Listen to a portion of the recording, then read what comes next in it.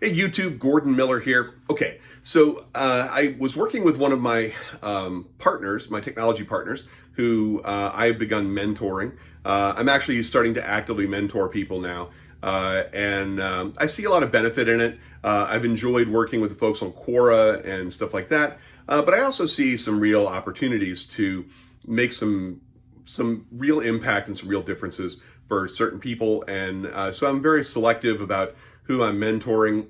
If you're interested in joining the mentor program and having me mentor you, then you can always post a comment in there or DM me directly. Don't bother sending me email anymore. I don't answer email, so I won't be responding to any more things at ideas at g3.com anymore. I'll be soliciting opportunities to help people through these videos and through direct messaging and things like that. If there's an opportunity that you'd like some input on, I'm happy to do that.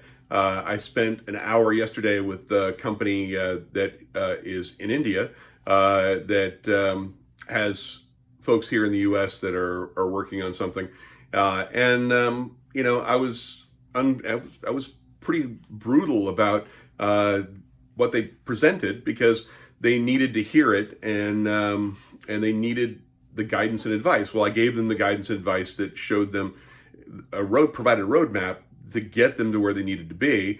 All they have to do now is follow it. So hopefully they will.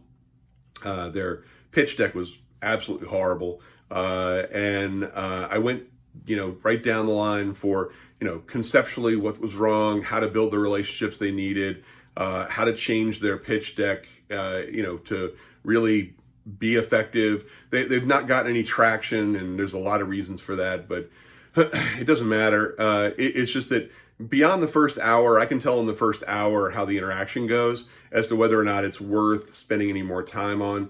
I usually book 30-minute appointments, and this one went over for an hour because I was hoping things would improve, but things didn't improve. So, it is what it is. So anyway, enough about, the possible mentor opportunities. But if you'd like to be considered for a mentorship opportunity, then, let me know. I'm happy to look at that. So one of the mentors one of the mentees that I've been working with, who's actually a partner of mine, that's how far he's progressed in a very short period of time. We're working on a number of things together. He's building his team out to continue to address the opportunities that we're working on.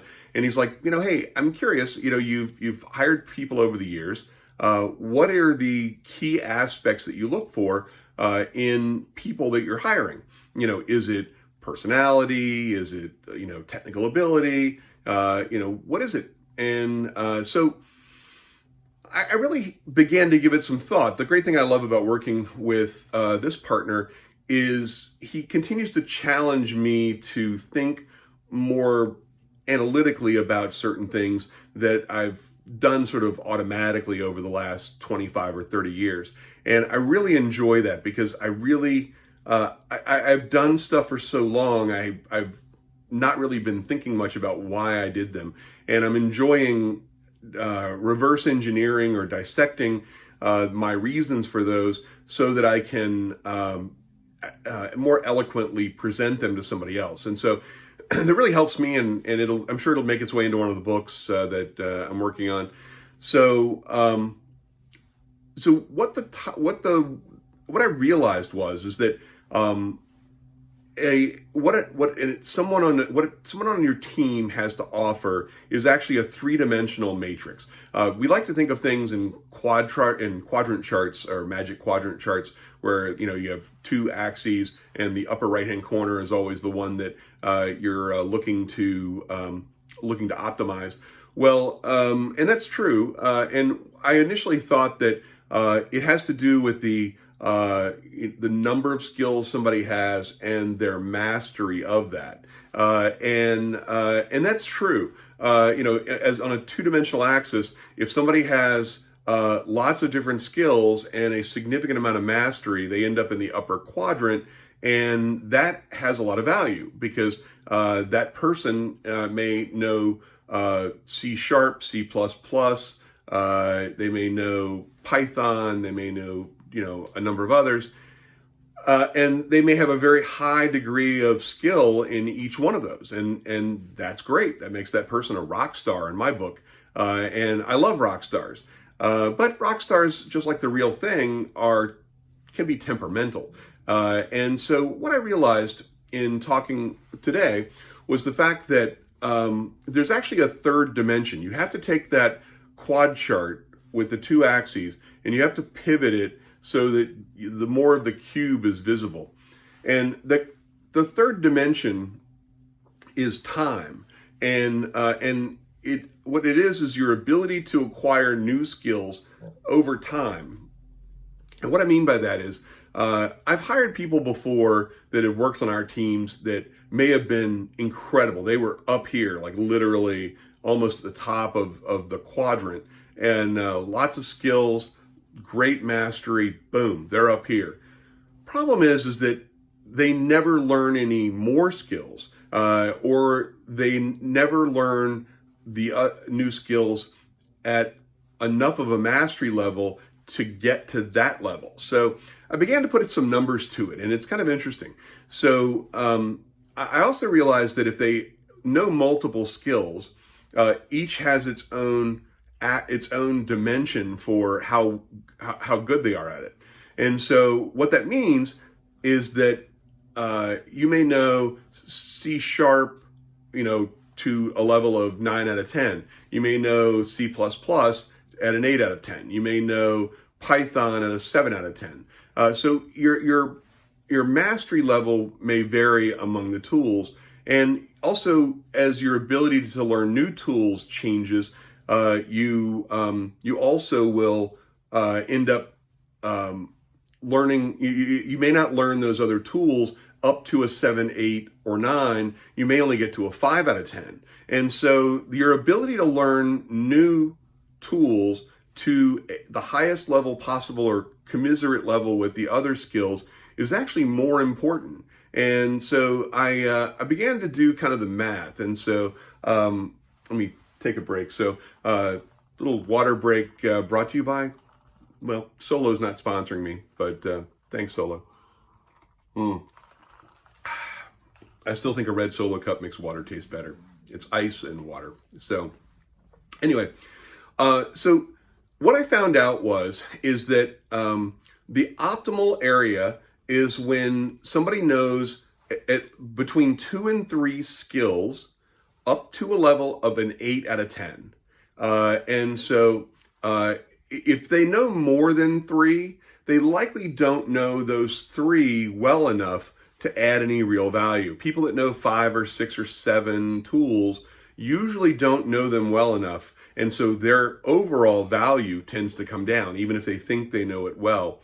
And people with only 1 or 2 skills, unless they can acquire new skills quickly and at a high value, then there isn't a whole lot of dimension to that value as well. So the sweet spot is what I was asked for, and the sweet spot seems to be between 2 and 3 skills. You need to have enough dimension to your tool set that you are flexible enough to work on multiple things, because those things change over time, or you have multiple projects that are filling in gaps and things like that, and you need to know different skill sets for that. So 2 to 3 skills seems to be, it scores an 8 out of 10 for me, and then you need to know those 2 or 3 skills consistently up to an average of 8 out of 10. So that may be 7 out of 10, 8 out of 10, 9 out of 10. The average is 8 out of 10 for those 3. And that's really kind of that. But you also need, on the other dimension, rotating the cube around, on the depth dimension for acquiring new skills over time, you need to be able to acquire the new skills quickly, which is in under 3 months. It's certainly in under 6 months, but in under 3 months. And then you need to be able to acquire the skills to a mastery level of equal to an average of 8 out of 10, so that they continue to complement your other skill level. I would say that somebody that learns at a rate of 90 days and can learn it up to an 8, functionally up to an 8 out of 10 is for sure, a rock star in that ability. Anybody who can learn it within 6 months is probably still okay, but that range of 3 to 6 months really depends on a number of factors. How busy they are, what their lifestyle is like, what's going on at home, even the time of year. I mean, learning anything between Christmas and Valentine's Day, or Thanksgiving and Valentine's Day, that's a bad 90 days to try to learn anything, because just so much going on. There's Thanksgiving, there's Christmas, there's New Year's, and there's Valentine's Day. So I don't really think that there's a hard and fast rule, but I do think that we need to look at how quickly people can get a certain skill, and making sure they can come up to that ability. And so I got the question as well, if they are adding another skill, isn't that like a fourth skill?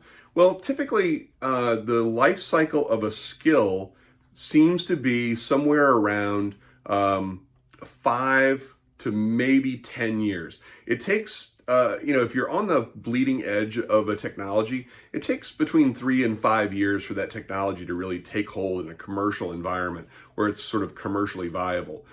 So it takes about 5 years to exploit the momentum behind that, so that you can make projects from it. And then it takes about 5 years for that skill decay to die off to where it's no longer really commercially viable at all. So you really want to optimize the 5 years in the middle. The 5 years up front, you may have clients that really aren't into adopting something that isn't proven, that could potentially die off quickly. So, and that's a real liability for you as well. So if you don't pick the right technology, then you may end up getting stuck with somebody that has skills that are not marketable.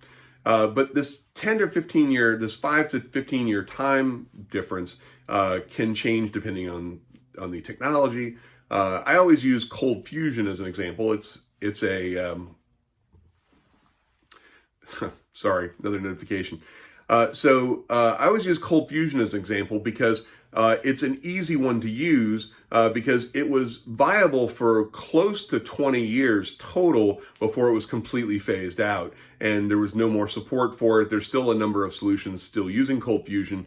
In fact, we even have some existing solutions that have been around for close to 20 years that still use cold fusion. We were one of the cutting edge folks on the edge of that technology. We had great people utilizing it, and we built solutions for 10 or 15 years that use the technology, but really it's not been supported much over the last 5 years. And really that 20-year life cycle is really pretty much up. And if we want to have those platforms continue, then we need to continue to see those technologies be replaced. So anyway, those technologies are what come and go, and we want to make sure that you pick decent technologies and people with good diversity of skills. But it's really about how quickly they can adapt to new technologies and learn them. And I find that is one of the most important skills. And it's hard to know that when you hire somebody initially. So one of the other things was I was asked whether or not personality played a major role, if that was a factor. I actually found that the people that scored a 9 out of 10 in mastery were sometimes the more diva-oriented ones that were the most difficult to deal with, and things like that. So I tend to stay away from those people, even though they're great. I mean, they're masters at what they do. They're amazing to see their stuff. It's beautiful, but they're often difficult to deal with. And so personality issues, if you are an 8 out of 10 on all 3 dimensions, you typically have a personality that's also, gets the plays nice with others checkbox. So I tend to find that creates the best overall distribution of opportunity. And the worst thing to have is somebody who knows 1, maybe 2 skills, isn't ever interested in expanding that capability. That capability dies off. I mean, really, it becomes more difficult to engage that person over a 10, 15, or 20-year career. And I've seen people, stick with a job for 25 years or so, and and be happy with that. And in fact, I'll use an example. So not being critical of this, but my brother-in-law is a Power Builder developer, and Power Builder is used by University of Pittsburgh Medical Center, and he is one of their top developers. The older guys that were Power Builder experts when he was young have retired, and he's now the guy. I mean, he's like one of the only guys. If he got hit by a bus tomorrow, University of Pittsburgh Medical Center would probably shut down. Who would know how to do what he does in Power Builder? He's had that job for, off and on for close to 20 years, I think. So, and he's been working in Power Builder and overall, I think his entire career, 25 years. So, so anyway, it's one of those kind of things where I don't say anything. There's nothing wrong with that. It's just that if he's only, if he's only learning those skills or only has those skills, those skills are still marketable, but it may not be marketable to your company. It may be marketable to some other company or to a larger organization that needs to retain those skills and those platforms for the life cycle of those platforms. So anyway, we're at 16 minutes and my battery's dying. But it's been good to get back on and talk with you folks.